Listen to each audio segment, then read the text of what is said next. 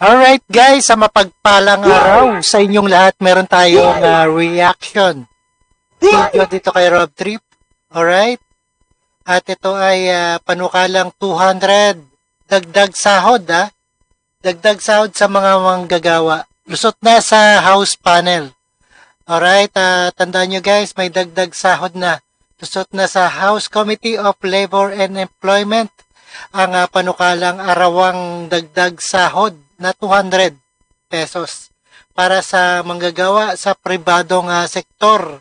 Ilang kongresista naman ang nanawagan kay Pangulong Ferdinand Marcos Jr. na i-certify ang urgent na panukala nito. Alright, panoorin po natin dito sa Senate of the Hearing, dito sa Senado. Alright?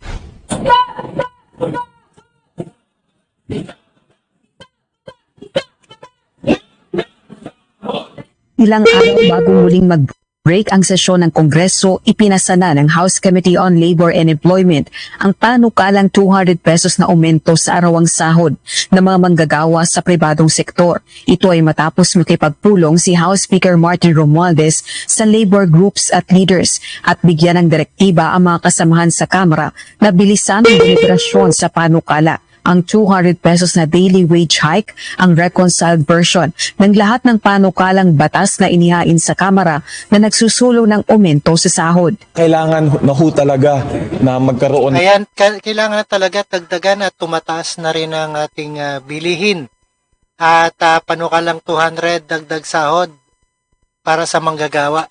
Panukalang dagdag sahod o aumento sa sahod ng mga manggagawa sapagkat tumataas na ang bilihin at kailangan lang ho natin balansehin. Magbibigay po tayo ng suporta sa mga MSMEs at yung Sa mga 200 pesos, no, kulang pa rin ng 200 pa rin para sa manggagawa yan. At kailangan pa rin dagdagan, no, mga 300. mapipinsala nitong wage increase po. Batay sa panukala, lahat ng employers sa pribadong sektor, mapa-agricultural o non-agricultural, ilan man ang bilang ng empleyado at antas ng kapitalisasyon, kailangan magkaloob sa lahat. Ayan na, kasama yung mga private dito, no? Mga public-private na sa kanilang employer. At dagdag panukala sahod na 200 pesos. Dapat 300, no? ng mga manggagawa nila ng across-the-board na aumento sa sahod na 200 pesos kada araw kapag tuluyan ng nais na batas ang panukala. Ang Department of Labor and Employment ang magsasagawa ng inspeksyon sa payroll at iba pang financial records ng kumpanya o negosyo upang malaman kung nababayaran nga ang mga empleyado ng across-the-board wage increase. Aabot naman ng 50,000 hanggang 100,000 pesos ang multa at 2 hanggang 4 na taon ang parusa sa mga lalabag. Mariin namang tinututulan ng Employers Confederation of the Philippines o ECOP ang panukala. Pag nagtataas ng minimum wage na wala namang koneksyon sa business ng mga kumpanya, lalo na yung maliliit, isa lang, ang remedyo yan, ganito. Tataasan nila yung presyo nila kung kaya ng merkado o pagbabawas ng tao o kung hindi talagang kaya gawin yun. Ayan, babagsak ang ating ekonomiya niya, no?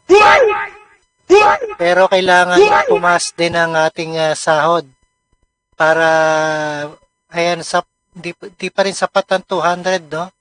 Sa araw-araw nating kinakailangan. Magsasaro na lang. Sa totoo lang, ang mga umaangal dito, yung mga malalaking korporasyon.